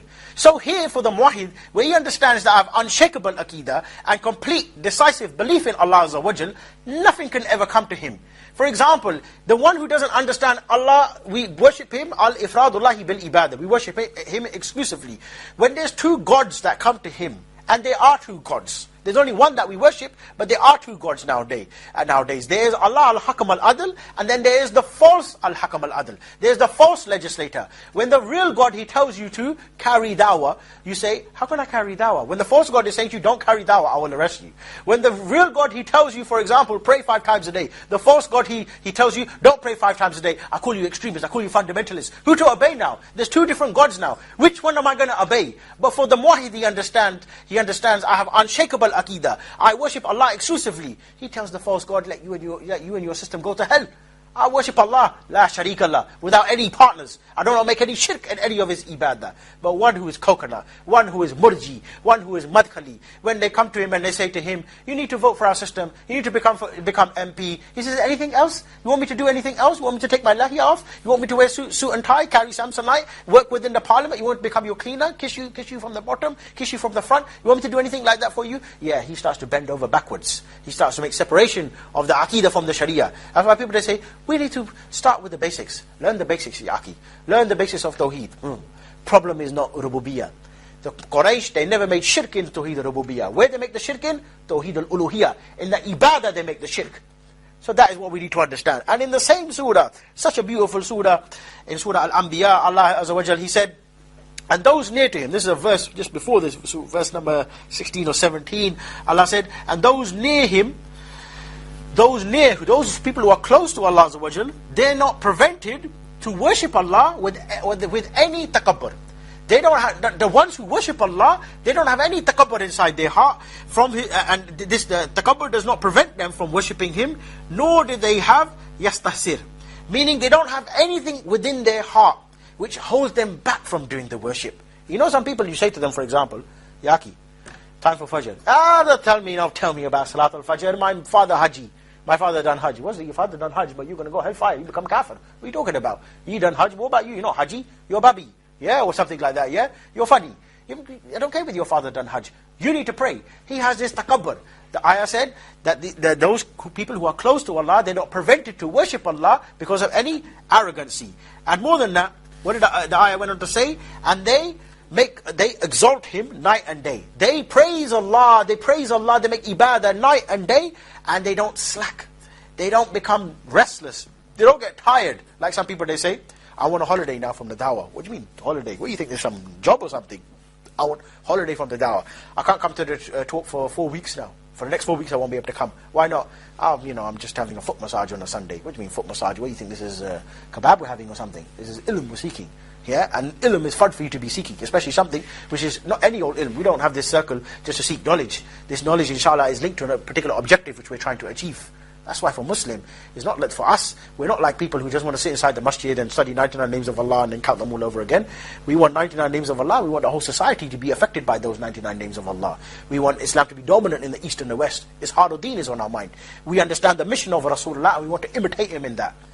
That is who our example is. Why say all the time now, Rasulullah uswa hasana for us? Is he really example for us? How many people say he is example for us, but when they go out into society, he looks like John, or he looks like George Abdul Wahid or Charlie Ali. Yeah, George Abdul Wahid is a nice example. I learned this one from Abu Hamza. George Abdul Wahid and Charlie Ali. We don't want George Abdul Wahid and we don't want Charlie Ali. We're not interested in them. We're interested in who? Osama bin Zayd. La tu'illu jaysha Osama. We're interested in who? Khalid bin Waleed. We're interested in Abu Bakr as-Siddiq, Uthman, Ali. We're interested in those people who are the Ahlul Jannah. What made them earn the Jannah? It's because they fulfilled the wahi. They carry the wahi as statesman mentality. And they understood Islam needs to be dominant over the whole of the earth, over the noses of the kuffar. That's why the Sahaba, when they left from Mecca, and they went all the way to Europe, and they went all the way around, they went to the Roman Empire and the Persian Empire, they made plan. They made plan. We're going to go from there to there, we're going to go all the way around the world, and we're going to conquer all of it, and then come back to Mecca. That is the real musafir. That is the real traveling, the huruj of the Sahaba. Not like our people, they say today, we need to become Deobandi and Hanafi and have some tea and have some gulab jamun and have some biryani and Mustafa Jani Rahmat and sleep inside the masjid and Allah hoo and all this sort of business. We don't understand Islam like that. Of course not. We want all of the parliaments, we want the White House to have the black flag over it. We want the whole of the Europe to have the Sharia over it. We want even Australia, even we have to travel on a boat. We will take Islam all the way from Indonesia all the way to Australia. We will have all of that, my dear brothers, will be, inshallah, under the feet of the Ummah of Muhammad sallallahu alaihi wasallam. Because that is Islam. Umar al-Faruq, he said, Al-Islam ya'lu wa la yu'la alayh. Islam is superior and it can never be surpassed. And a Muslim is superior, and he can never be surpassed. That's why Imam Malik and Imam Shafi, they both differ. One says, the toe of the most fasik fajr Muslim is better than all of the kuffar. Another one, he said, the toenail of the most fasik fajr Muslim is better than all of the kuffar. Hey, you see, Al-Islam ya'lu wa la yu'la alayh, and Islam, it come to dominate. Islam, it come to rule and run all of life's affairs. So the ayah said, they exalt him night and day, and they don't slack in the ibadah. And that's the real believer. Real muwahid, they understand ibadah like this. That my ibadah is purely all for Allah. Now why we need to mention this ayah? Because what people, they will say to us today, why you need to talk about the White House for? Why you need to talk about that we're going to have the victory? We know about it, it's written in the Quran, but why you need to say it for? We're going to lose the masjid. Where is the benefit in this? La hawla wa la quwwata illa billah. Why you always look to benefit for? If I ask you now, for example now, you prayed today, 5 times a day, 4 times a day, okay, we haven't prayed the Isha yet. But you prayed today, your salah, what did you benefit from it? If you think about it, did someone pay you money? Did a certificate come through the letterbox? Did a letter come to you that you're Ahlul Jannah? Who's got a certificate for Jannah? Nobody got it. So why you pray for? Why? Because Allah, He ordered you. You done it for Ridwan Allah, for the pleasure of Allah. So that could be, my dear brothers, our ticket to paradise. The salah, the siyam, the zakah. It could be one action, my dear brothers. Don't ever underestimate any good deed. Because that one good deed, no matter how small it is, can take you to the Jannah. I remember we used to have something called Rally for Islam. Look this up on the YouTube, you'll find it. And on Google Video actually. Rally for Islam was where many brothers used to come in the heart of Londonistan. We call it Londonistan. And we used to invite all kuffar to Islam. There was only maybe 20, 30, 50 of us. We used to have 1,000 kuffar. All the gays, all the lesbians, everybody, all the kuffar used to come. And this place is right behind Parliament, Big Ben. Big Ben is like the big icon of London. Yeah, I used to tell them straight, the future's bright, but it's not orange, it's Islam. Yeah, we used to say, over there in the Parliament we'll have the black flag of Islam. Be aware, be aware. Islam is everywhere. Islam is coming to a town near you. Kuffar used to become completely upside down. And there was one brother there, he used to be very shy. A lot of haya he used to have. When I mean haya, I don't just mean shyness. When Sheikh used to ask him, he used to say, make the adhan. Make the adhan in the heart of Darul Kufr, make the adhan. The brother used to say, I'm feeling shy. The Sheikh, he get good nasiyah. He said, you make the adhan here. It could be the birds and the insects. They will testify for you on Yawm al-Qiyamah that you made the adhan in the heart of Darul Kufr, inside the kingdom of Fir'aun, when everybody else, they were silent. That's why, my dear brothers, for us, we become, inshallah, like the great-great-grandchildren of Musa alayhi salam. We come inside the kingdom of Fir'aun, and we come with la ilaha illallah to make it rule and dominate over them. And inshallah, let that be a witness for us. That's why Rasulullah sallallahu alaihi wasallam, he said, my brothers, my brothers. My brothers, my brothers. And the companions, they said, are we not your brothers? They said, no, you are my companions. My brothers are those people who come after you. And they believe in me without to even meet me. They believe in me without to meet me. They are my brothers. And what would they get? They will get the tree in Jannah. Tuba fil Ghuraba. He said, Tuba fil Ghuraba, the tree in the Jannah for those people who are the Ghuraba. Those people who believe in me without to even meet me, and they will establish what I established without to even meet me. That's one of the things which one of the fadail of the Sahaba, they had the companionship of Rasulullah sallallahu alaihi wasallam. They met him and established it. But there's a great reward waiting for us, my dear brothers, if we establish what he established. You know why? Because none of us met Rasulullah except those Sufis. I met Rasulullah every single night. No, forget them. But we can establish what he established without to even meet him. Isn't that a good reward waiting for us, my dear brothers? Who would have thought, my dear brothers? Look how Allah plans. Some of us here from Afghanistan, some from Pakistan. Where are you from? Nigeria, Norway. Me, I'm not sure where I'm from at the moment right now. I'm a bit dizzy, yeah? But who would have thought that we would meet in one place called Londonistan? Nobody would have thought about it. If somebody told your parents that your son will one day be sitting in a room with this person, discussing what? Fruit? Kebab? Biryani? No, they're going to be talking about how they're going to dominate the entire earth. Who would have thought that, my dear brothers? وَيَمْكُرُونَ وَيَمْكُرُ اللَّهُ وَاللَّهُ خَيْرُ الْمَاكِرِينَ. The kuffar, they plot and they plan, and Allah, He is the best of planners. Allah, He has caused, my dear brothers, for a complete revival happening within the world today, my dear brothers. That's why the shabab, my dear brothers, as the hadith of Rasulullah sallallahu alaihi wasallam, he said, "Ash-shabab shu'la bil nar." The youth, they are the spark of the fire. They will either burn the way or they will pave the way. And the youth, my dear brothers, now, the shabab nowadays, my dear brothers, they are shaking the east and the west. That's why they're talking about niqab banning the lahiyah. You think they're worried about the niqab? You think it's the niqab, the covering of the face they're worried about? It's not worried about that. They're worried about the ideology, the deen behind the niqab. They're worried about the deen behind the thobe. They're worried about the deen behind the dawah. They are worried about the ideology of Islam, because Islam is the only visible threat to them. And they realize that. That's why the CIA, they say, before the year 2020, an Islamic state will come. And that's why they were talking about now, World Cup is going to be inside Qatar. MashaAllah. What about when the Sharia comes to Qatar in 2015 maybe? What are you going to do over then? What are you going to do then? That same football stadium, we will make it into, not football court, we will make it into Sharia court, inshallah. Yeah, inshallah. It will be the United States of Islam, inshallah. Inshallah. We will have that, inshallah. So, the greatest ni'mah, my dear brothers. Where were we? The greatest ni'mah, my dear brothers, it is Islam. And it is the Jannah that we can achieve. And those deeds you should never underestimate. Because as I said, those small deeds could be a cause for you to enter the Jannah. And there's a nice narration here, nice hadith of Rasulullah, nice to read the hadith. That one man, he will be in the Jannah, and he will say to himself, what did I do to get all of this? Yeah? And sometimes it happens in this life as well. It happened to me the other day. Alhamdulillah, my mother, she got a check from the kuffar recently. Yeah? Alhamdulillah, they're paying her money, good money. Ganima, jizya. They're giving us jizya. And she took me shopping. And she said, you can buy whatever you want, yeah? It's a lot of money she had, yeah? So he said, I'll buy you some new clothes. Yeah, so alhamdulillah, she bought me a lot of new clothes. And she bought me a lot of things. I don't want to go into the whole details of it. But I was looking at them and thinking, subhanAllah, so many new clothes, I don't even know where to put them. You know, subhanAllah, rizq just come. I never asked her. It just come all of a sudden from the sky, it just fell down. Yeah, like one guy, one kafir I know. He sells laptops. Yeah, and he gets them very, very cheap. And whenever I ask him, I say, where you get this laptop? It's worth 1,000 and you're selling it for 200. I don't know, it just fell out the sky. No problem. I'm not going to ask any more questions. Let me buy it, I'll take it home. No problem. It just fell out the sky. This is worth £2,000, you're selling it for 150. I don't know, it just came out the sky. I was just sitting here, and he's kafir as well, yeah? Obviously, you're not talking about rizq, yeah? It just fell out the sky, no problem, yeah? But the person in Jannah, he will say, what did I do to get all of this? What did I do? And Rasulullah sallallahu alaihi wasallam said, the angel, the malaika, they will come, and the angel will say to this person, do you remember on so-and-so day, you carried dawah, or you went to that talk for knowledge, or you fasted, or you done that extra nawafil prayer, that extra deed that you did, on that day, Allah Azza wa Jal, He forgave you, and He did written for you that you will get the Jannah. Subhanallah. On that day, Allah has recorded for you to be from Ahl Jannah. Subhanallah.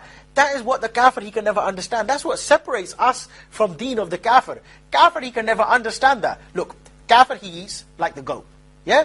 Muslim, he eats as well. But what does the kafir eat for? Kafir, he eats for just to make his belly full. Muslim, when he eats in order to do worship, to do ibadah. Not just to eat and sleep and become like, complete like that. No. We eat just to do the ibadah. Not to become like donkey all the time. Kafir is less than a donkey, in fact. But Muslims, they can never understand that. They can never understand that. And that's why we see the companions, they always exhausted themselves for the sake of Allah. Always exhausted themselves in worship. And always had that ihsan, that self-accountability.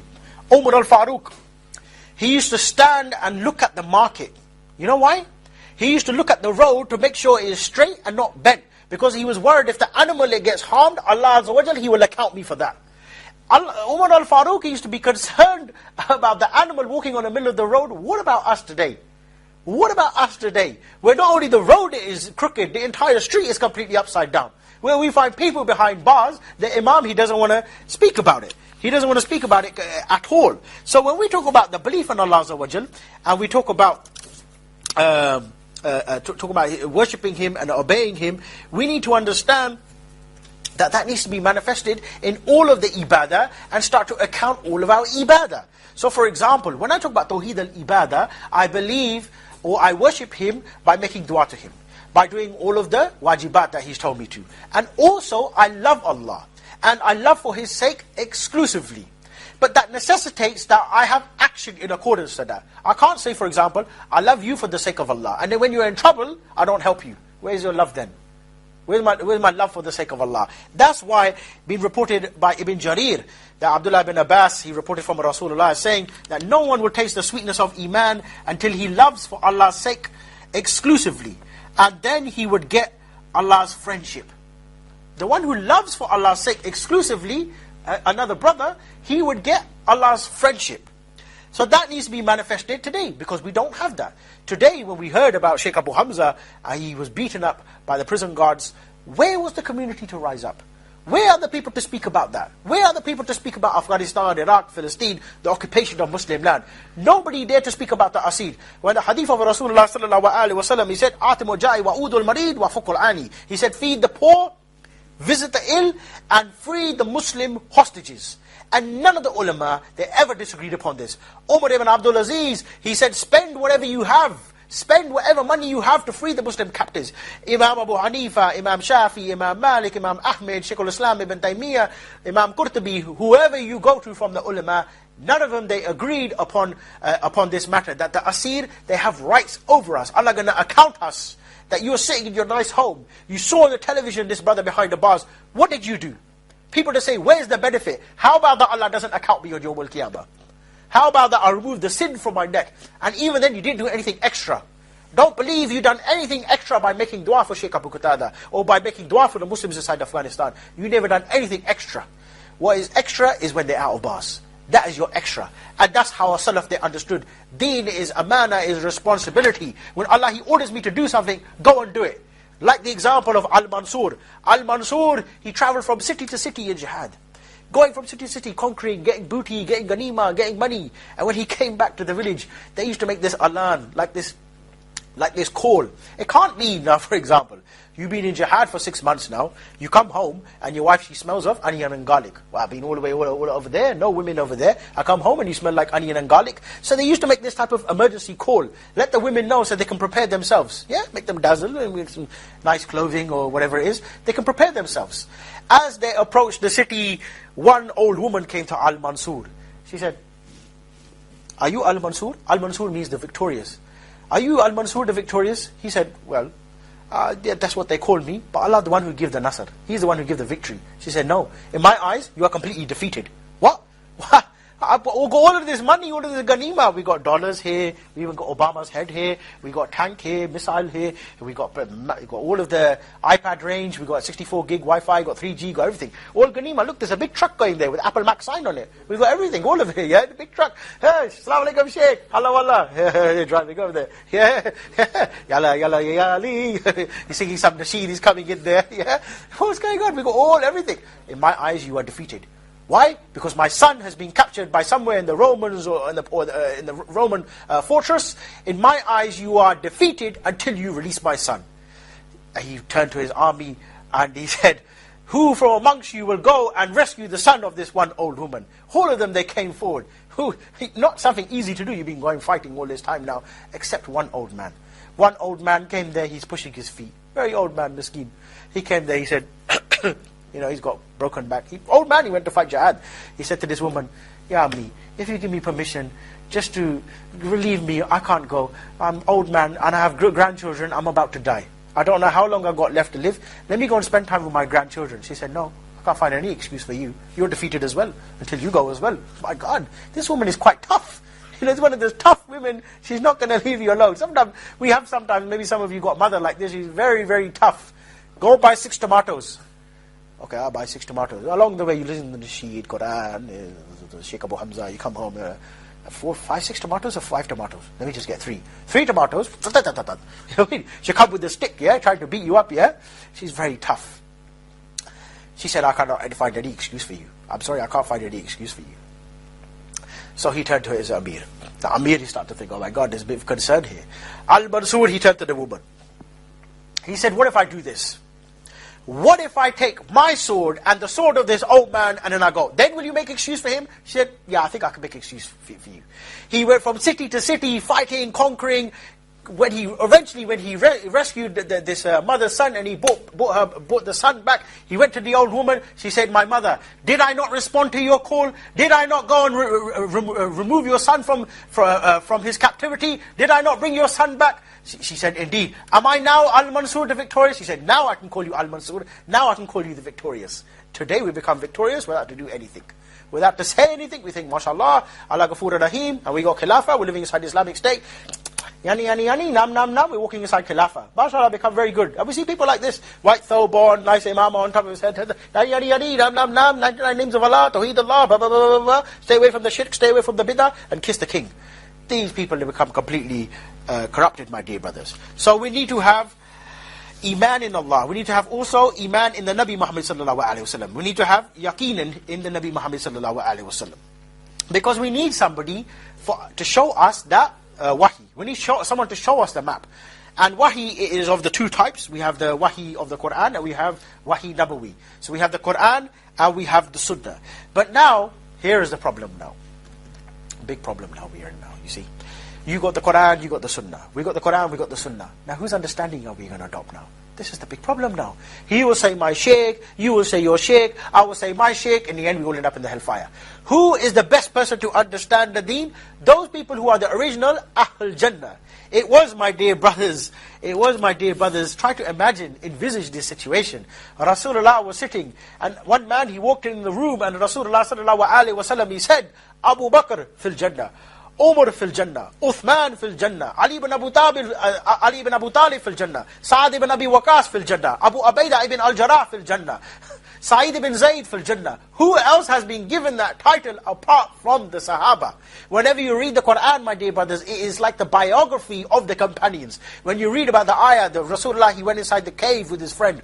Who was the one who went inside the cave with him? Was it you? Was it you? Was it you? Are you sure? Are you there? Maybe you were there. Maybe I don't know. Who was it? Tell me, who was it? It was Abu Bakr. Who was the people who the Sakina came down to them, the tranquility came down to them in Ghazwat al-Badr? Was I there? Was Osama bin Laden there? Was Barack Obama there? Barack Obama. Was he there? No. Who was there? It was the companions, the Sahaba Ajma'in. They were the ones who've been given the title of Ahl Jannah. Why I don't want to follow them? The ones who've been promised the paradise, why I don't want to take their understanding? The ayah said in the Quran, فَإِنْ آمَنُوا بِمِثْلِ مَا آمَنْتُمْ بِهِ فَقَدْ اهْتَدُوا وَإِنْ تَوَلَّهُ فَإِنَّهُمْ فِي شِقَاقٍ فَسَيَكْفِيكُمْ اللَّهُ وَهُوَ السَّمِيعُ الْعَلِيمُ. Allah said, and if you were to believe, in Surah Al-Baqarah, verse 137, if you were to believe the way they believe, then they will be guided. And if they do not, then they will be misguided, they will be deviant, and Allah will deal with them, and Allah will deal with them, and He sees all, and He hears all. So who is them? Who is فَإِنْ آمَنُوا بِمِثْلِ آمَنْتُمْ بِهِ? Who is آمَنْتُمْ بِهِ? Ibn Kathir, he reported from Qatada, and Abdullah ibn Abbas, and Abdullah ibn Masud, they all agreed upon this. On this ayah, فَإِنْ آمَنُوا بِمِثْلِ مَا آمَنْتُمْ بِهِ, that if you to believe the way they believe, means if the people, meaning us, the awam, if we believe in the way the Nabi Muhammad ﷺ and his companions, they believe.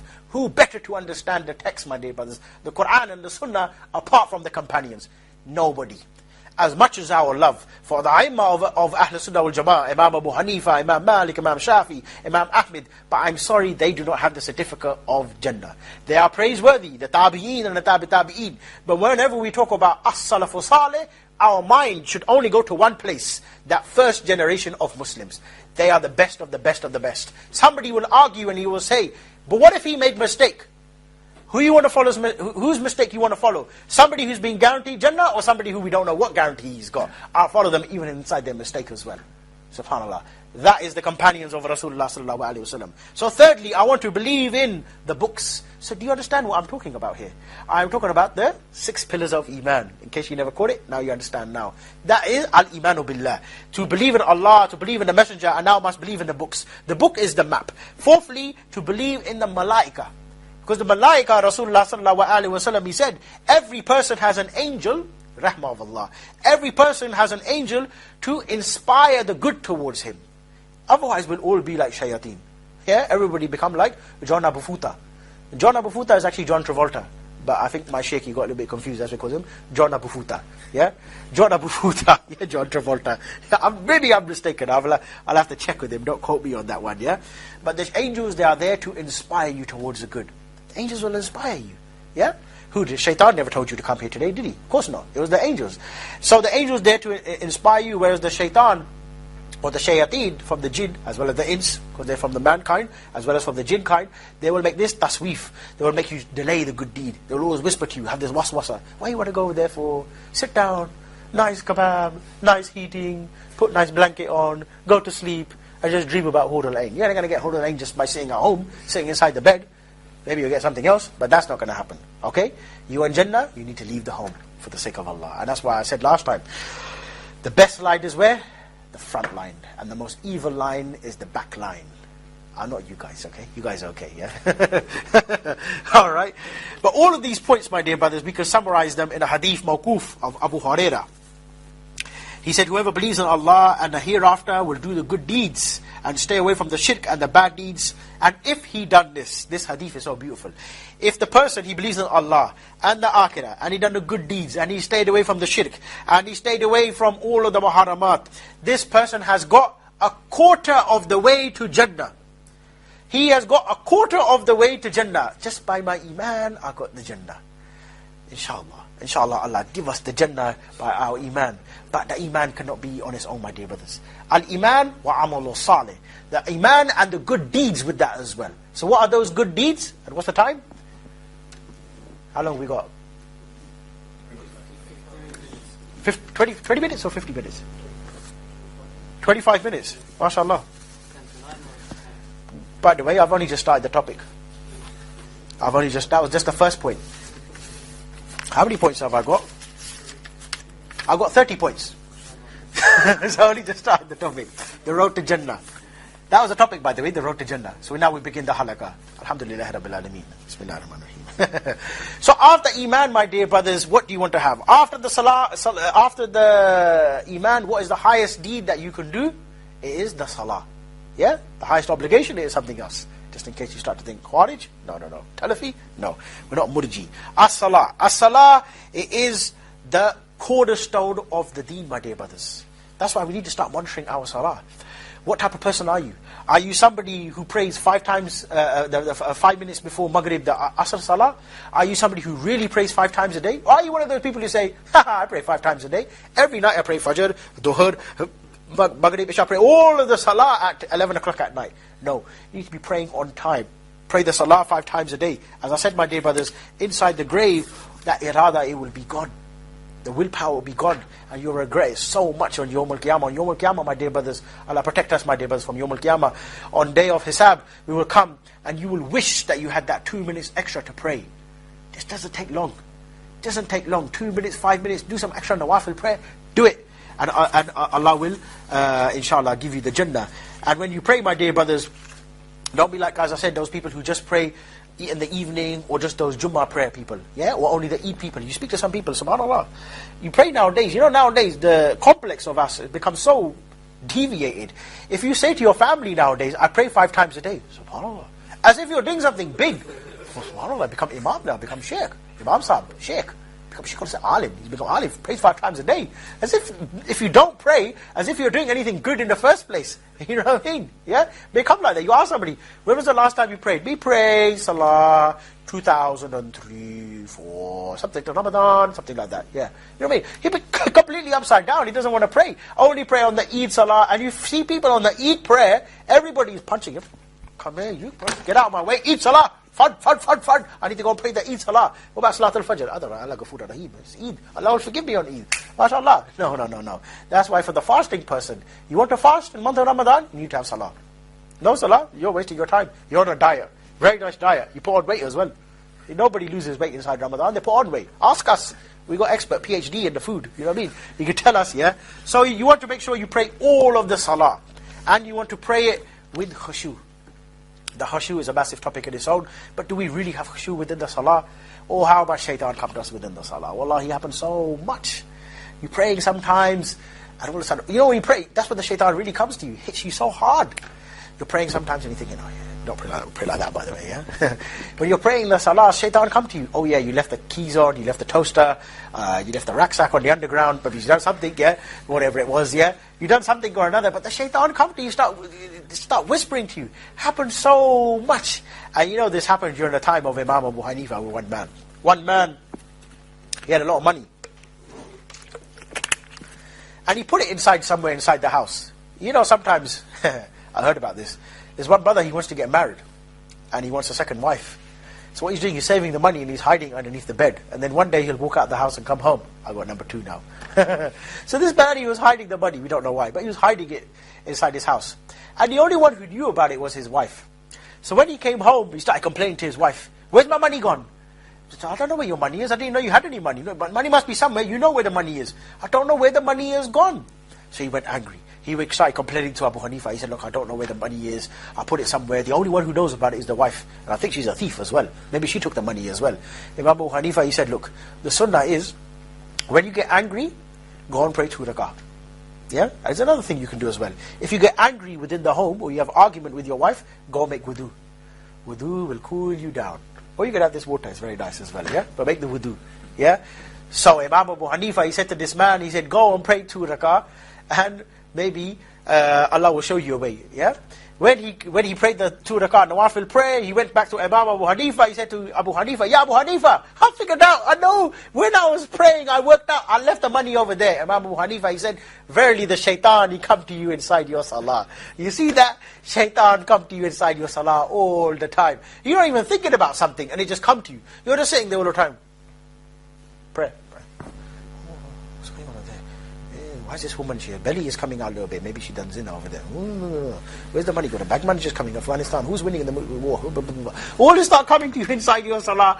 You need to have khushu within the salah. You need to start have serious khushu within the salah. And there's many ways of having the khushu within the salah. One of those ways, my dear brothers, is to read the Qur'an. Read the Qur'an and revise the Qur'an and remind yourself about the Fatiha. What does it really mean? Read about Surah Al-Ikhlas, Surah Al-Nas, all of those surahs which you read within your salah, read about them, find out what they mean. Because the Sahaba, my dear brothers, when they used to pray the salah in jama'ah, they said whenever they used to finish the jama'ah, they used to look to one another and they said their entire face was covered with tears, completely wet. Do we have that type of khushu today? SubhanAllah, we don't. How far we are away from the Sahaba? You see that? And in fact, you know one of the good nasiyah being given by Rasulullah? One man, he complained. He said, I don't have khushu within the salah. You know what Rasulullah said? Go and command good and forbid evil. Go and command good and forbid evil, you will have khushu within your salah. And there's another narration as well, another narration where Rasulullah sallallahu alaihi wasallam, he said, I have a little arguments with my wife. He said, go and command good and forbid evil. It's another topic on its own.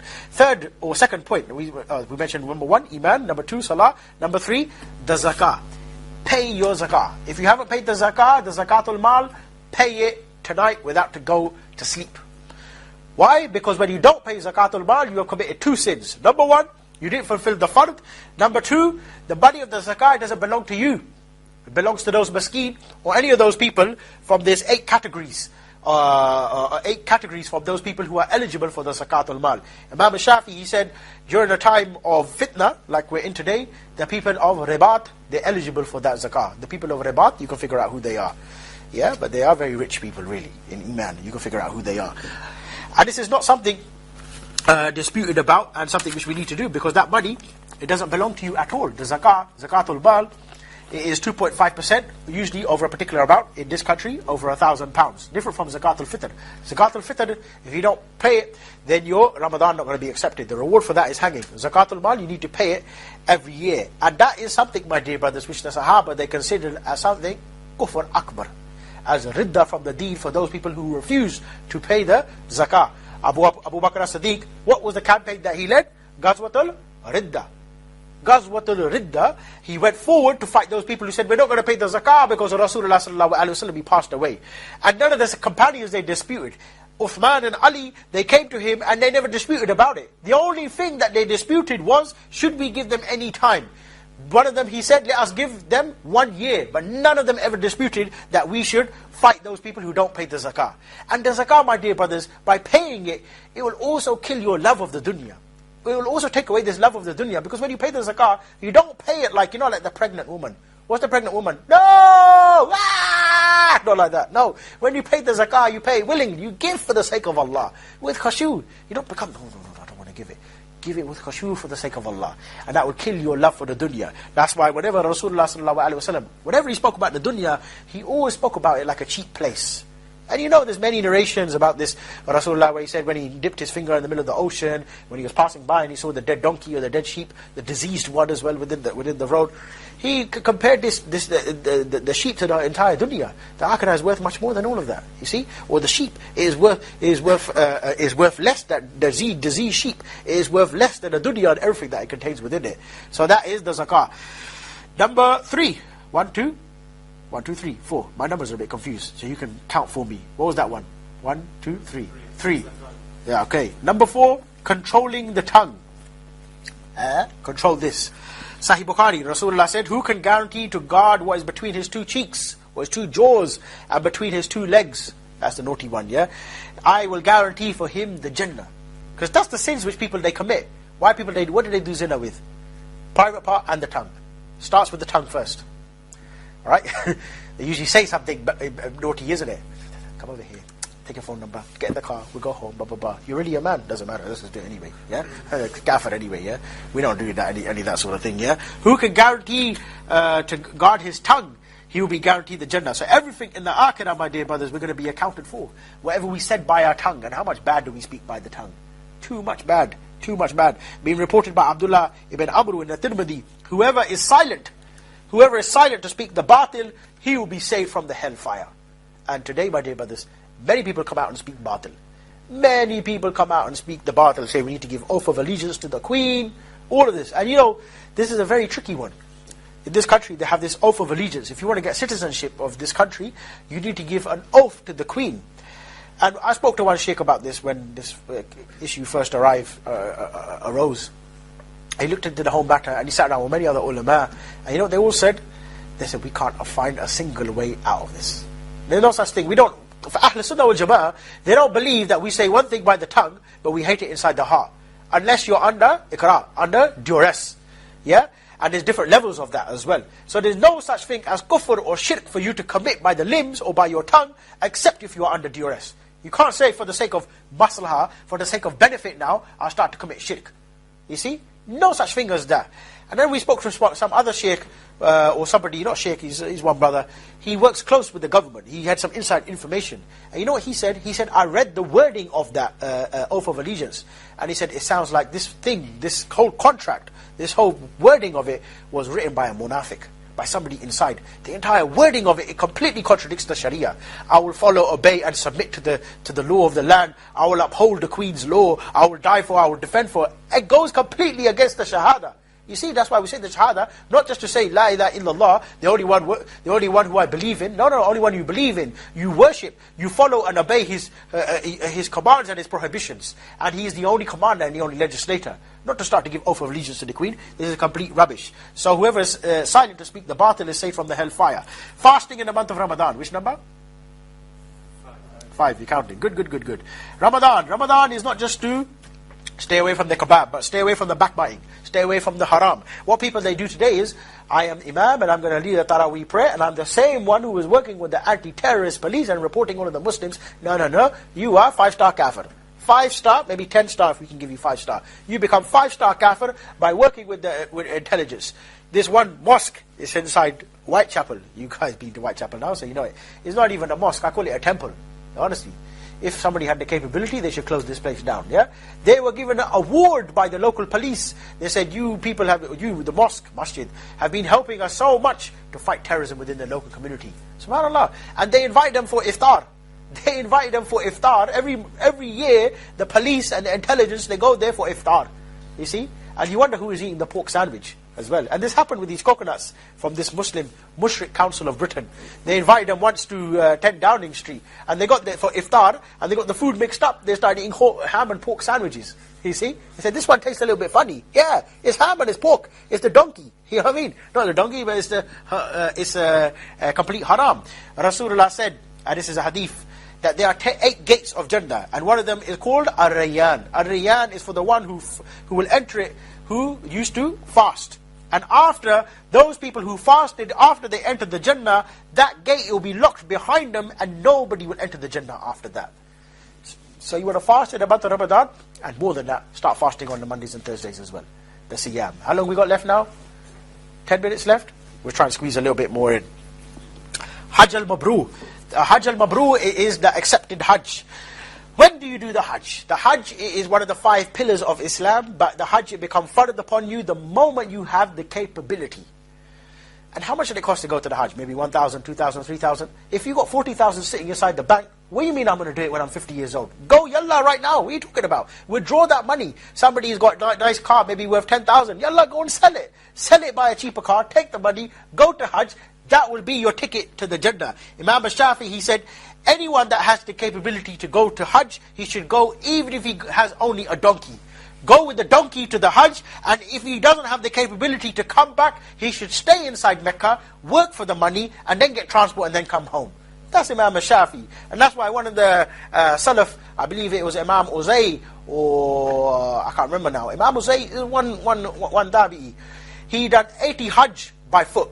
He done 80 Hajj by foot in his lifetime, and they said on the way to Hajj and on the way back from Hajj, they said his tongue, it never got tired from commanding good and forbidding evil. And when he reached inside Mecca, they said he lost his teeth. You know why he lost his teeth? Because everybody was running to him and asking him fatwa for this. What's the hukum for this? What's the hukum for that? So man, he doesn't just go to Hajj just like that. He goes to Hajj and he starts to think, let me speak to the Ummah. Because this Taghut is in charge. Let me go and speak to the Ummah. Let me remind them, you're not Pakistani, you're not Afghani, you're not Norwegian. You are from the Ummah of Muhammad sallallahu alaihi wasallam. And this Taghut that needs to be removed. Yes, right. You see? That's why I remember one sheikh, he was telling us, when he went to Hajj, and he never went to Hajj again after that. He wrote a leaflet about the Taghut, went to the photocopy shop, he made a couple of leaflets, went to the top of the hotel and threw them in front of the Kaaba. And all of the people, they caught it. Oh, he's a kafir. I never knew that. The king is a kafir, you see. That's muwahid. He thinks like da'i, like statesman's mentality. That's what we need to have. In everything that we do, how can I make this into dawah activity? You see? Honestly, you think like that. Honestly, when I got married, I was struggling. I think, who shall I have for my wedding now? Sheikh Umar will do the khutbah, or Brother Anjum. In the end, Sheikh Umar, he couldn't make it. I had he left the country at that time. I got Brother Abu Manisa. He started talking about jihad and dawah and all this and that. Subhanallah, I become from nikah, I become to some dawah. It's Harudin meeting, talking about how we're going to conquer the White House. MashaAllah, that's good. But that's da'i, he thinks like that. When we have children, we don't just make akikah and start giving out the meat to everybody just like that. No. Hire the hall, have a sheikh come there, let him remind the community about the responsibilities. Statesman mentality. He thinks on global scale about everything. If I want to address people about Ramadan, how can I link Ramadan to the jihad taking place? How can I link the Ramadan to the dawah? How can I link Ramadan to those people who are being weak and oppressed? How can I address the vital issues and the urgent issues which are affecting the ummah? Because ummah is in crisis, my dear brothers. The hadith of Rasulullah sallallahu alaihi wasallam, he said, the Muslim ummah is one ummah. And if one part of it feels pain, then the rest of the body, it should feel pain. How much of this body it feels pain? Too much, my dear brothers. The Nabi Muhammad sallallahu alaihi wasallam, he said, Al-Muslimun ummatun wahida min durin nas, ardahum wahida wa harbahum wahida. That the Muslim ummah is one ummah, one unique ummah, with exception to all others. And that is land is one, and that is peace is one, and that is war is one, and that is honor is one. And how much of the honor being violated? Where the imam to come up, stand up and speak about this. If they don't want to speak about it, shut up, sit there and do the job of the women. Without to insult the women, then let us step up and do the job. We'll be the shabab who will bring the revival to the deen, inshallah. So the Hajj, you want to do, and you want to do it immediately, and don't start to make condition. I'm only going to go to the Hajj if I can stay inside the Hilton Hotel. I'm only going to go to Hajj if I can get Kentucky Fried Chicken. Well, mashallah. What's this? Hajj or holiday? And keep your niyyah pure. Some people, to go to Hajj, when they come back, how was Hajj? MashaAllah. All the kebab inside the world. Oh, McDonald's is there. Halal McDonald's. Finally, I get to taste the Big Mac. Yeah? Finally, Hajj become about Big Mac for him, yeah? And shopping. I got all of these gold bangles, and you see it. And he been to Hajj, yeah? You see people running around like a shopping, isn't it? Yeah?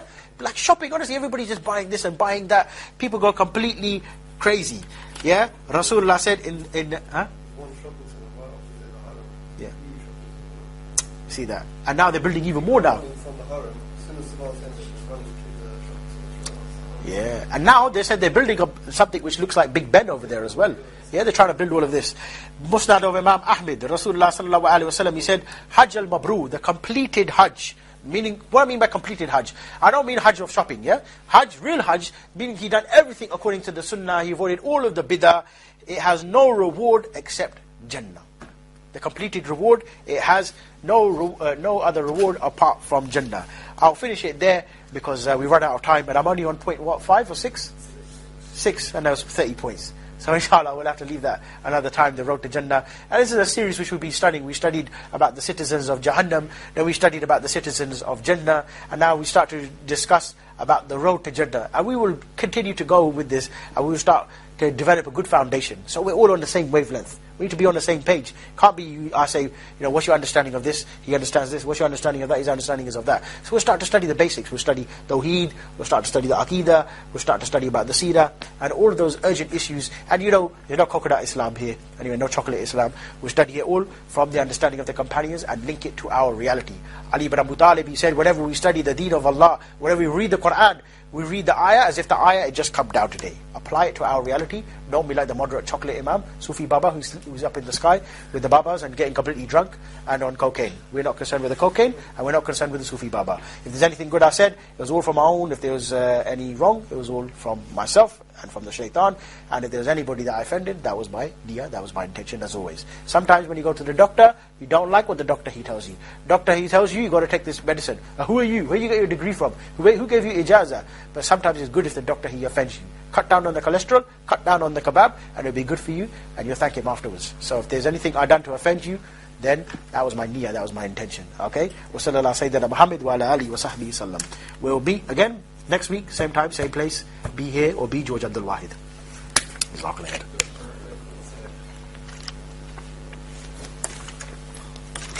Now we got to talk about it.